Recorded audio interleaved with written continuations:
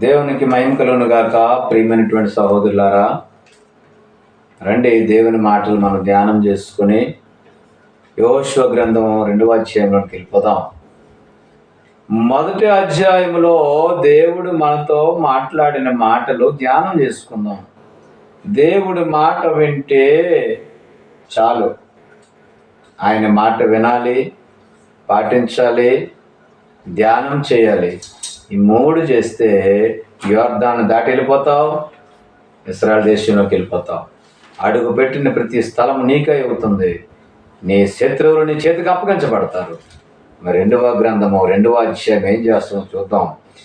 నూను కుమారుడని యెహోషువ వేగుల వారిని 2 మనుష్యులను పిలిపించి, మీరు పోయి ఆ దేశమును ముఖ్యముగా యెరికోను చూడని వారితో చెప్పి హిత్తీము నుండి వారిని రహస్యముగా పంపెను. మోషే కూడా పంపించాడు 12 మందిని. ఇశ్రాయేలు దేశం ఎలాగుంటుందో గోత్రం ఒకరు తీసుకొని ఇశ్రాయేలు దేశం ఎలాగుంటుందో చూసి రెండయా అని చెప్పినప్పుడు తీసుకుని వచ్చారు. అక్కడ ఉన్న పండినటువంటి పంట తీసుకుని వచ్చారు. మరి యెహోషువ కూడా ఏం చేస్తున్నాడంటే ఒక 2 వేగుల వారిని 2 రహస్యమైనటువంటి వ్యక్తులను 2 పంపించి, మీరు ఆ దేశానికి వెళ్ళండి, ఆ యెరికోను చూసుకొని రండి అంటూ ఉన్నాడు. ఎందుకంటే ఆ యెరికో చాలా బలమైనటువంటి గోడలు ఉన్నాయి కదా, అక్కడ మనుషులు ఎలాగ ఉంటారో, అక్కడ పంటలు ఎలాగ ఉంటాయో, వాళ్ళ పరిస్థితులు ఎలాగ ఉంటాయో చూసుకొని రండి అని పంపించినప్పుడు వారు వెళ్ళి ఒక వేశ్య ఇంట దిగారు. వాళ్ళకి తెలియదేమో, ఆ వేశ్య పేరు రాయించి పెట్టాడు ప్రభువైన యేసుక్రీస్తు వారు, రాహాబు అని వేశ్య. చూడండి, వేశ్య అని ప్రత్యేకంగా రచించబడింది అంటే అసలు బైబిల్ గ్రంథంలో ఎంతమంది వేశ్యలు ఉన్నారు?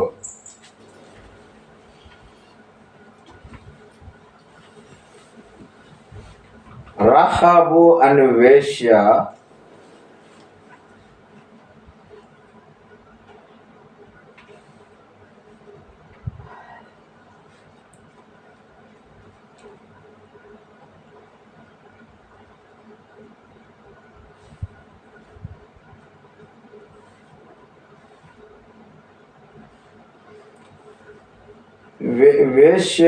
రాహాబను వేశ్య ఎప్పుడైతే చేరారో, వాళ్ళ ఇంటిలో చేరినప్పుడు ఆ దేశమును వేగు చూచుటకు ఇశ్రాయేలీల నుండి మనుషులు రాత్రి వేళ ఇక్కడికి వచ్చిరని యెరికో రాజునకు వర్తమానం వచ్చింది. యెరికో పట్టణాన్ని ఒక రాజుగారు పరిపాలిస్తూ ఉన్నారు. ఆ రాజుగారికి వార్త వచ్చింది, ఇశ్రాయేలు ప్రజలు వచ్చారంటయ్యా, వాళ్ళు సామాన్యమైన మనుషులు కాదు, వాళ్ళు అనేక దేశాలు కొట్టుకుని వస్తూ ఉన్నారు, గొప్ప పెద్ద రాజులను బలమైనటువంటి రాజులను, బలమైన రాజ్యాలను నేలమట్టం చేసి వస్తూ ఉన్నారు. మరి సముద్రమే 2 పాయలు అయిపోయింది. వాళ్ళు చూసి ఐగుప్తీలే వాళ్ళు నాశనం అయిపోయారు, వాళ్ళని చేయలేకపోయారు. అయ్యా, ఇప్పుడు యెరికో పట్టణానికి వస్తున్నారు కదా, ఎవరో 2 వచ్చారంటే వాళ్ళు పట్టుకోండి రండి అని చెప్పేసి కొంతమంది సైనికులను పంపించినప్పుడు వాళ్ళు రాహాబు వేశ్య వద్దకు వచ్చి ఆ స్త్రీతో అంటూ ఉన్నారు, ఆ 2 మనుషులను తోడుకొని వారిని దాచిపెట్టి, చూడండి, వారిని దాచిపెట్టిందండి. ఎంత ప్రాణం మీద ఎంత ధైర్యము! ఆ దేశపు సైనికులు వచ్చి అడుగుతూ ఉన్నారు, రాజుగారు పంపించారు, రాజాజ్ఞ చేశాడు, వాళ్ళని సజీవంగా పట్టుకొని రండి, రాహాబను వేశ్య ఇంట్లో ఉన్నారు వాళ్ళు అంటే. రాహాబను వేశ్య ఏం చేసిందంటే వాళ్ళని ధైర్యంగా దాచిపెట్టిందండి. నిజంగా ఒక వేశ్య తనకెందుకు అంత అవసరమా వాళ్ళు దాచిపెట్టడం? వాళ్ళు అప్పచెప్పితే సరే కదా, తను బ్రతుకుతుంది కదా. కానీ ఆమెకు తెలుసు వాళ్ళు ఎలాంటి మనుష్యులు, వాళ్ళు ఎలాంటి పరిశుద్ధిలో తెలుసు, వాళ్ళు ఎవరి బిడ్డలో తెలుసు. ఆమెకు ఒక అన్యురాలైనటువంటి మరి రాహాబుకు కూడా విషయం తెలిసింది. అయితే ఆ స్త్రీ వారిని దాచిపెట్టింది. చూడండి ఇలాగా మరి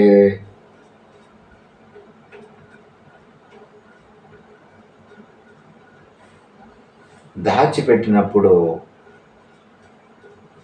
ఆ యొక్క సైనికులతో అంటుంది, అవునయ్యా నిజమే, వాళ్ళు ఎక్కడి నుంచి వచ్చారో నేను ఎరగను కానీ నా యొద్దకు వచ్చారు, నిజమే, కానీ చీకటి పడుచుండగా వాళ్ళు గవిని దాటి వెళ్ళిపోయారు.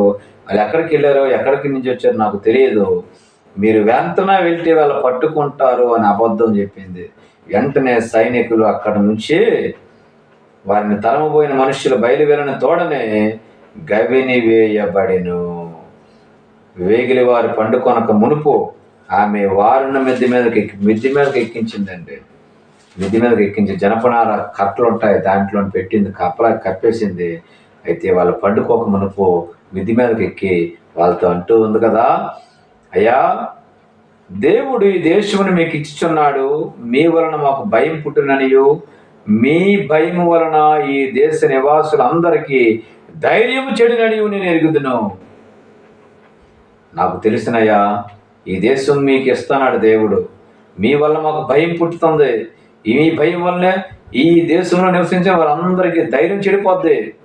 నేను నాకు తెలుసును, ఎందుకంటే మీరు ఐగుప్తు దేశంలో నుండి వచ్చినప్పుడు మీ ఎదుట యెహోవా ఎర్ర సముద్రంలో నీరును ఎలాగో ఆరిపోజేసాను. యొర్దాను తీరమునున్న అమోరీల 2 రాజులను సీహోనుకు ఓగునకు మీరేమి చేశారు? అయ్యా, అమోరీల రాజులు బలమైన రాజులు, వాళ్ళు సీహోను ఓగు సరైన రాజులు. వాళ్ళు ఏం చేశారో, వాళ్ళని ఎలాగ నిర్మూలన చేశారో మాకు తెలిసినయ్యా, మేము విన్నాము. ఆ మాటలు మేము విన్నప్పుడు మా గుండెలు కరిగిపోయేను, మా గుండెలు కరిగిపోయేను. ఈరోజు ప్రియమైనటువంటి సహోదరుడా సహోదరి, దేవుని బిడ్డల మాట వింటే అన్య జనాంగమునికి గుండెలు కరిగిపోవాలి. భయం పట్టుకుంది, ఆ దేశ నివాస ధైర్యం చెడిపోయిందండి. ఈరోజు నిన్ను చూస్తే హేళన పాలవుతున్నావు. ఈరోజు నువ్వు దేవుని బిడ్డగా వెళ్తే వాళ్ళు తిరిగి కొడుతూ ఉన్నారు. కారణం ఏమిటి? ప్రియమైన సహోదరులారా, మేము విన్నప్పుడు మా గుండెలు కరిగిపోయి, మీ దేవుడిని యెహోవా పైన ఆకాశమందును కిందన భూమి యందును దేవుడే, మీ ఎదుట ఎట్టి మనుషుడికైనా ధైర్యం ఏమాత్రము ఉండదు. అదయ్యా మీ దేవుడు, అంత బలమైన దేవుడు మీ దేవుడు. కాబట్టి నేను మీకు ఉపకారం చేసేదను కనుక మీరును నా తండ్రి ఇంటికి ఉపకారము చేసి నాకు నిజమైన ఆనవాళ్ళు ఇవ్వండి అయ్యా. నా తల్లియు నా తండ్రియు నా అన్నదమ్ములు అక్క చెల్లెలు వారికి కలిగిన వారందరూ చావకుండా అయ్యా బ్రతకనిచ్చి రక్షించినట్లుగా దయచేసి మాకు ప్రమాణము చేయమని అడుగుతూ ఉన్నాను. చూడండి, దేవుని బిడ్డలతో సందర్శన, దేవుని బిడ్డలతో సంభాషణ, దేవుని బిడ్డలతో సమాధానానికి వచ్చింది ఒక్క వేశ్య తెగించి నిలబడిందండి. ఒక్క వేశ్య తన ఇన్ని సంవత్సరాల పాపంలో ఉన్నటువంటి ఆ వేశ్య మారు మనసు పొంది దేవుని బిడ్డల కొరకు నిలబడిపోయింది. నేను కాపాడుతాను నా దేవుని బిడ్డలని. ఎందుకంటే అయ్యా, మిమ్మల్ని నేను కాపాడాను కాబట్టి ఈరోజు నువ్వు నీ కుటుంబం కొరకు నిలబడుతూ ఉన్నావా? నీ సంఘం వరకు నువ్వు నిలబడుతూ ఉన్నావా? మీ వీధి కొరకు నువ్వు నిలబడి ఉన్నావా? మీ గ్రామం కొరకు నువ్వు నిలబడి ఉన్నావా? ఎవరు నిలబడుతున్నారు? ఒక వేశ్య నిలబడిన తన కుటుంబం కొరకు, అయ్యా మా కుటుంబంలో ఎవరు కూడా నశించిపోవడానికి వీల్లేదు, అందరికీ రక్షణ ఈ ప్రభువా అని వాళ్ళని అడిగినప్పుడు, అమ్మ అలాగే ఖచ్చితంగా మేము వస్తాం, మళ్ళా వచ్చినప్పుడు ఒక ఆనవాళ్ళు మీకు చెప్తాను, ఒక ఎర్రటి మరి దారం కట్టమంటాను, ఆ కిటికీ కట్టిసుంచు, ఎర్రటి తువ్వాలు కట్టిసుంచు, మేము మీ అందరూ దాంట్లో ఉండండి, మీ బంధువులందరూ దాంట్లో ఉండండి, మీకు రక్షణ కలుగుతుంది, ఆ బిల్డింగ్ని మేము ముట్టుకోము అని చెప్పారు. నీవు మమ్మును దించిన ఈ కిటికీకి ఈ ఎర్రని దారమును కట్టి నీ తండ్రిని నీ తల్లిని నీ అన్నదమ్ములను నీ తండ్రి ఇంటి వారందరినీ ఇంట చేర్చుకో. అయితే ఒకవేళ వాళ్ళు బయట నుంటే మాకు సంబంధం లేదు. ఈరోజు ప్రియమైన సహోదరులారా, ఈ మాట నువ్వు చెబుతూ ఉన్నావా నీ యొక్క బంధువులతోని, నీ స్నేహితులతోని? అయ్యా, రక్షణ అనేవాడు ఉంది. ప్రభువైన యేసు క్రీస్తు వారి దగ్గర రక్షణ ఉంది, మీరు రండి, అని ఎప్పుడైనా అన్నావా? అనలేదే. నువ్వన్నీ చూడు ఒకసారి, వాళ్ళకి రక్షణ నేర్పావా? వాళ్ళ కోసం ప్రభు సన్నిధిలో మరి మరి నువ్వు ఎంతగా గోజాడావా ఎప్పుడైనా? అయ్యా నా బంధువులు ఉన్నారు రక్షించయ్యా, అయ్యా నా స్నేహితులు ఉన్నారు రక్షించయ్యా, అయ్యా నా బిడ్డలు ఉన్నారు రక్షించయ్యా అని నువ్వు ఎప్పుడైనా అడిగావా? ఇదిగో ఆమె ప్రాధేయపడుతుంది. ఆమె ప్రాధేయపడినప్పుడు వాళ్ళిద్దరూ కూడా మాట విన్నారు. తప్పనిసరిగా రక్షిస్తామమ్మా, కానీ వాళ్ళందరూ కలిపి నీ ఇంట చేర్చుకో.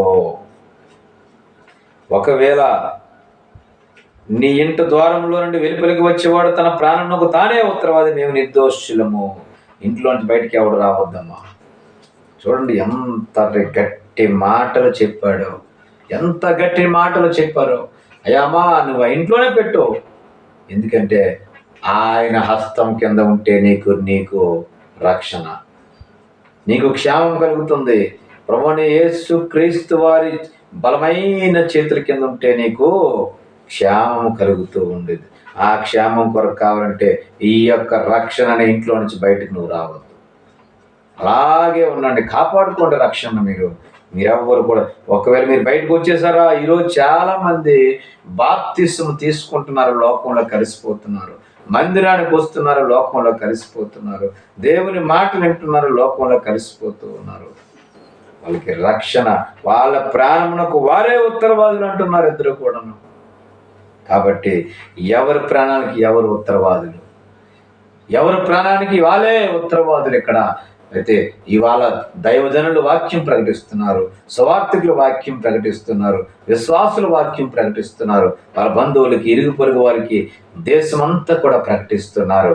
కానీ ఎవరైతే ఆ రక్షణలో నిలబడకుండా బయటికి వచ్చేస్తారో వాళ్ళందరికీ వాళ్ళ ప్రాణంనకు వాళ్ళే ఉత్తరవాదులు, వాళ్ళే ఉత్తరవాదులు. కాబట్టి దాంట్లో ఉంచమ్మా అని చెబుతూ ఉన్నాడు.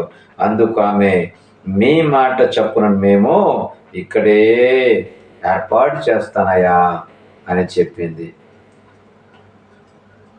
అయితే ఈ మాటలు యెహోషువతో వాళ్ళు చెప్పారు కదా.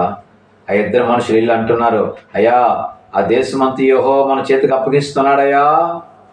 చూడండి ఎంత చక్కటి మాటలు చెప్పాడు. ఎప్పుడైనా ఈ ధైర్యం ఉందా నీకు? నువ్వు సంఘంలో ఈ మాట ప్రకటించావా? విశ్వాసం ధర ప్రకటించావా? వాక్యం ప్రకటించేటప్పుడు చెప్తూ ఉన్నావా? ఈ దేశమంతా యెహోవా మన చేతికి అప్పగిస్తున్నాడు. ఇదిగో సాతాను కబంధ హస్తాల నుంచి మనల్ని విడిపించాడు. సాతాను మన చేతికి అప్పగించాడు. సాతాన్నే దేవుడు మన చేతికి ఇచ్చేశాడు. నువ్వు భయపడాల్సిన పని లేదు. మన చేతికి అప్పగించాడు. మన భయము చేత ఆ దేశ నివాసులందరికీ ధైర్యం చెడిపోతుంది అని యెహోషువతో మాట్లాడారు. కాబట్టి నువ్వు ఎవరితో మాట్లాడినావు? నీకు ఎవరున్నారని ధైర్యము? ప్రియమైన మిత్రుడా, ప్రియమైన మిత్రమా, ఆలకించండి, అంగీకరించండి, దేవుని మాటలు అంగీకరించండి. మన చేతికి ఇగో సాతాన్ని దేవుడు మన చేతికి అప్పగిస్తున్నాడు. సాతాను చెదగొట్టు, రోగమా పో,